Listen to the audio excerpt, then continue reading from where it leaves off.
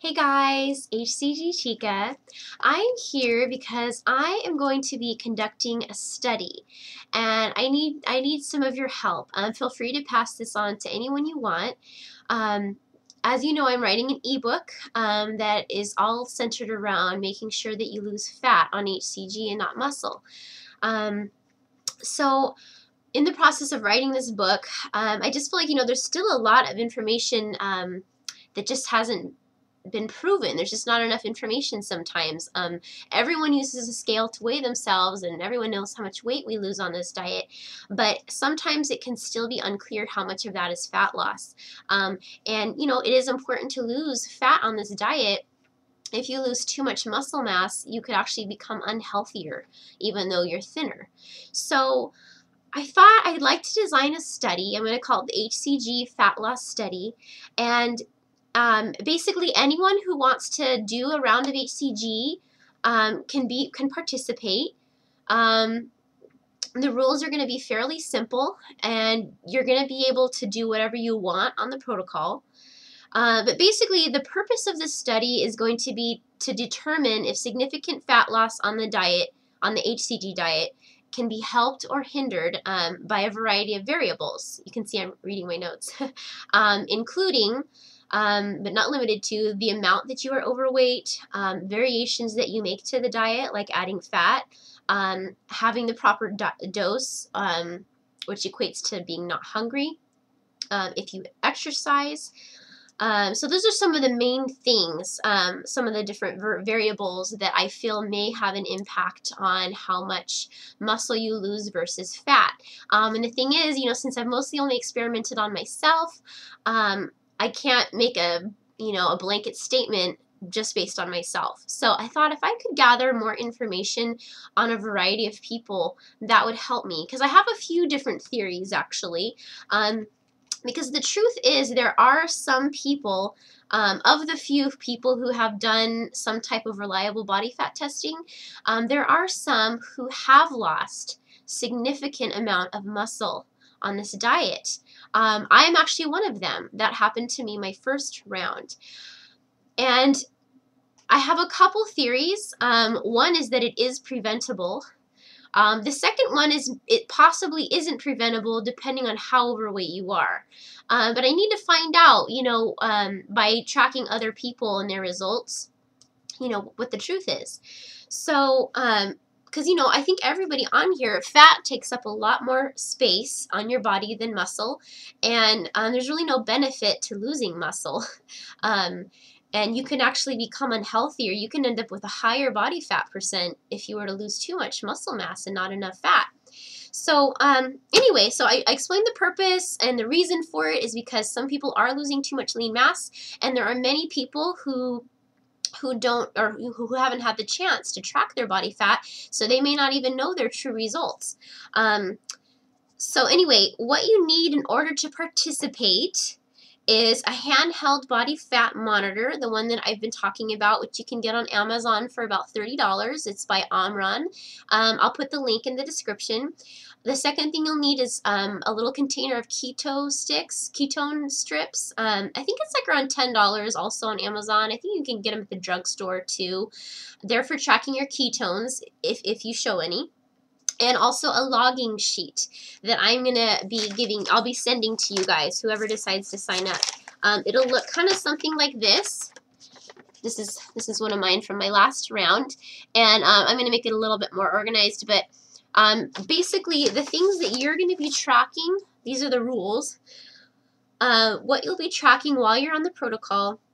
Every day on the protocol, you're going to log your weight, your ketones, if any, your body fat percent, and you'll calculate how many pounds of fat you have from that percent. How many hours you slept would be nice. You don't have to do that necessarily. What you do, though, you do have to do what you ate and the relative amounts, the dose of HCG you're taking, and how and the type, homeopathic or RX, and record any changes, because as we do this protocol, most of us make a change at some point sometimes.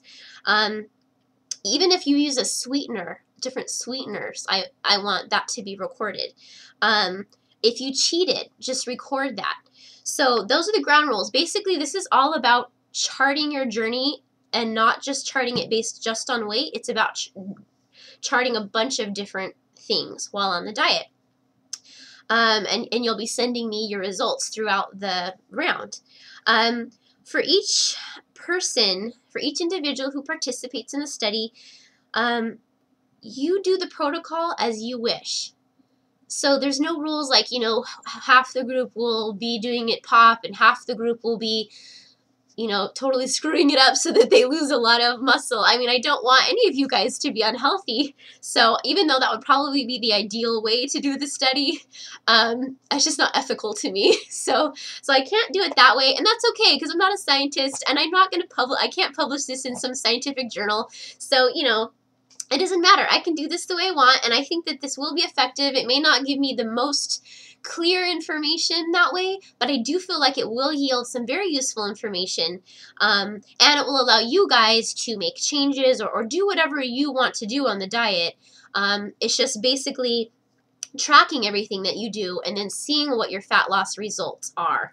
And, you know, throughout the protocol, since you'll be tracking it, you might decide to make a change. Like if you're having, say you're having chocolate delight on the protocol, or you're throwing in some things like egg days. Say you see your body fat go up the next day after that. Say you lost weight, but your body fat went up. That could be a bad sign, right? So you may choose to eliminate that variation. Or you may choose to do a few days without aspartame type sweeteners if you see your body fat not going down for a few days. And then if you see that taken out and then all of a sudden your body fat drops, that might be a good indicator, you know, that was preventing something. And obviously that can't concretely mean that, but I feel like if I get enough people to track things in this way, I feel like we'll be able to gather some pretty good theories anyway of what can cause what. So, yeah, so that's it. What else was I going to say? So really, so the goal is to get the most fat loss with what you're doing on the HCG diet. So I'm not talking about trying to get the most possible weight loss on the diet. Sometimes we might try to do things in order to get ourselves to lose more weight. But this could actually be harming us if that extra weight is coming from muscle and not fat. So in the end, I don't care about trying to get the most weight loss. What I care about is preserving as much muscle as possible and losing as much fat as possible, and whatever it takes to achieve that. And I feel like by doing this study and having you guys all track these different things, we'll start to develop an idea of what affects what. So I'm gonna probably go ahead and I'll give you guys some starter information that you can choose to use if you want based on my own results. I've kind of already vlogged about it, but I'm gonna try to get it all into this vlog. Some basic things are that I ate low carb for about 1 week before my last round started. I was trying to basically clear some carbs out of my system, and the whole goal with that was to get into ketosis quicker, into fat burning, which it did do that for me.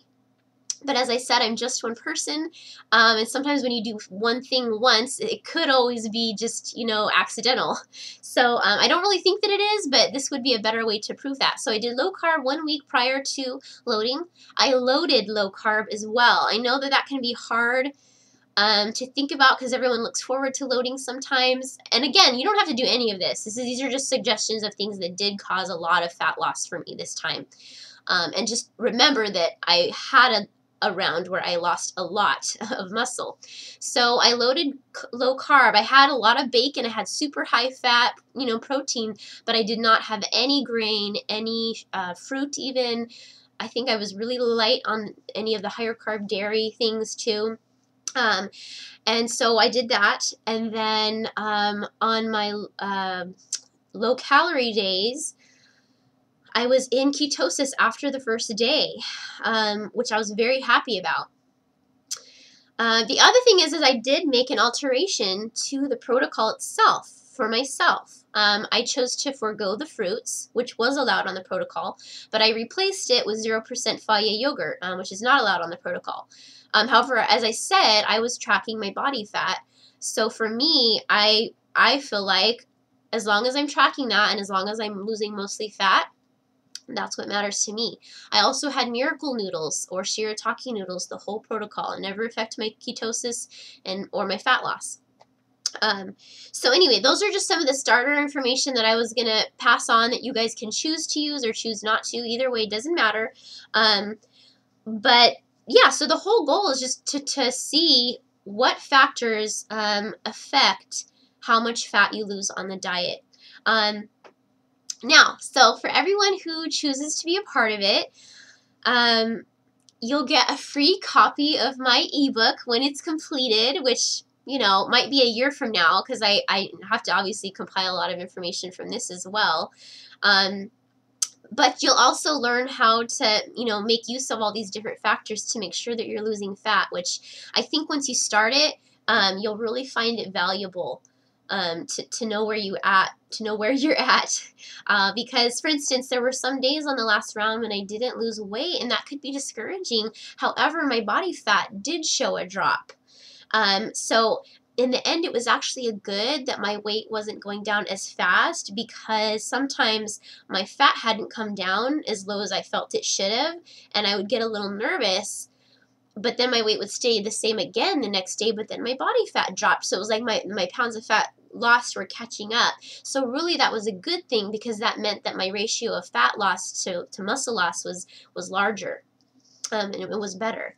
So so things like that really actually help you to do better. Now, I gotta warn you too, it could be a little disconcerting or scary to be tracking all these different things. So you know, you got to be mentally and emotionally up to it, you know, and if anyone wants to drop out, that's fine. Obviously, you're not getting paid to do this or anything. This is basically just if you want to be a part of, you know, just proving some different things about HCG and learning about it for yourself. And you get a free copy of my book, which I think will have some pretty useful information in it. But yeah, so anyway, that's pretty much what I'm planning to do, the HCG Fat Loss Study. At first I was thinking of having a specific start date, but the reality is that you guys are all starting rounds at different times. So instead what I will do is just have it ongoing, but I will have my own like start and end date as far as how, you know, what periods of time I'll take in information, and you can start or end around any time during that period. Basically what I'll do is I will accept whatever, I don't know if you want to call it applications. I'll accept anybody who wants to do this, so if you apply, you will be approved. But anyone who wants to participate, please email me, and I'll be accepting emails, I'm probably going to say for the next 2 or 3 weeks. I'll do another vlog soon, giving a final thing. For the next 2 or 3 weeks, for anyone who wants to be involved, like I said, please pass this on to anyone who's interested, and then after that, I'll just have you guys start tracking things. I think just for simplicity's sake, I should stick with people who are starting their round and are not already mid-round. I think that would be best. So if you're in a if you're mid-round right now and you want to participate, just join when you start your next round. If there's some extenuating circumstances that you think would be really great that you could be involved even though you're in a mid-round, you can always email me. I just think that the information I gather will be a little better to get some, you know, some theories and stuff from if it's just from start to end. So anyway, that's that. My email that I'll have you guys send to is overallgirl@gmail.com. That's O-V as in Victor, E-R-A-L-L, like overalls, overallgirl@gmail.com. I hope it's okay to put that on here. Hope I don't get like a bunch of spam mail or something now. Alright, so anyway, I really hope I get some people interested, because it is a lot of information to track, and you do have to buy a couple of things if you don't already have it. But I really think that this is something that everyone should have anyway. I think a lot of us would like to think that we'll stick to POP, but then the reality is once we get 3 weeks into it, sometimes we start thinking about making a variation because it's hard or we have a really hard day. And at that point, it's nice to to know if the variation you're making is, helping or harming you, or neutral, because if it's harming you, you want to replace it with a variation that's not going to hurt you, which I feel that I've been able to do my last round. So anyway, I hope some of you will be interested. Again, my email is overallgirl.com, and this is obviously not a super professional study or anything, but I think we'll get some really good information from it, and I'd love, as long as with your guys' permission, I'd love to include any fantastic results in the book, and perhaps some before and after photos, and to show, like, what you did. And because basically I'm hoping to come to some more concrete conclusions after this, because as I've been writing the book, I basically came across some different questions that I couldn't answer quite yet. And I don't want to write a book and put it out there for people to buy if the information, if I don't feel that it's totally accurate, it's hard to know that information is 100% true for a lot of things, but I can still be fairly sure and feel confident that the information I'm giving is useful. And so I just ran into a couple things that I was thinking, I really need to see what a number of people's results are in order to kind of prove or disprove a couple theories that I have. And I need to do it with people of a variety of weights.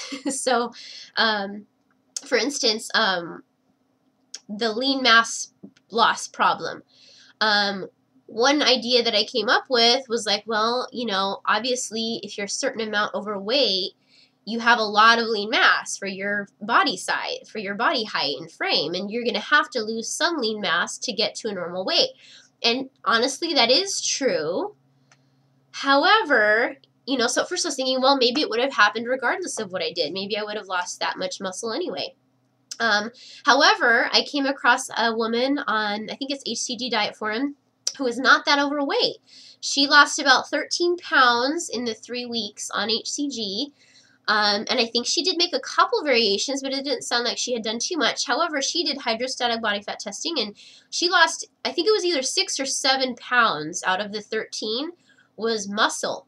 That's really not a good ratio, and she was not that overweight to begin with. Like, her after picture, she looks like, she's done. So she really wasn't that overweight, in which case losing that much lean muscles really, that's not acceptable, So I'm trying to find out, how that could have been prevented, because I do think that doesn't have to happen, because my proof is that I lost out of 21 pounds, I believe, I lost 4.8 pounds of muscle and 16.8 pounds of fat. That's a pretty good ratio, and it's definitely possible that it could have even been more fat, if I had, changed something else. Maybe if I didn't have the yogurt or something, maybe I would have even been more fat. I don't know. Also, my dose was not correct at the beginning of the round because I was getting really low blood sugar, and I think dose can have a lot to do with how much your body is losing from fat or lean muscle. So anyway, those are just some of the things. Sorry this vlog is really long, but this is like, I don't know, this is an exciting thing to me. I'm not sure how many people are actually going to be interested in this aspect, but that's what this book is all about, is getting more awareness of fat loss, not weight loss. And that's what's going to make the most difference in how you look, like how small you are, and your health, and what you're able to do in your life, because you'll be strong and fit. So anyway, let me know if you're interested, and hopefully we'll work out some more details as I start communicating with some of you. All right, I'll talk to you all soon. Take care.